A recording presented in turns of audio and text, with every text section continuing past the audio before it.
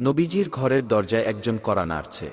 ফাতেমা রাদিয়াল্লাহু আনহা বললেন, বাবা, একজন নতুন লোককে দেখলাম দরজার পাশে।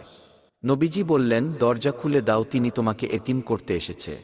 ফাতেমা রাদিয়াল্লাহু আনহা দরজা খুলে দিলে প্রথমে জিবরাইল আলাহিসাল্লাম ও পরে আজরাইল আলাহিসাল্লাম ঘরে প্রবেশ করলেন। হজরত জিবরাইল আলাহিসাল্লাম বললেন, হে নবী, আজকে একজন নতুন ফেরেশতা এসেছে, যে ফেরেশতা দুনিয়ার কারো কাছে আসার সময় অনুমতি চান না। আজকে আপনার কাছে অনুমতি চাইছে।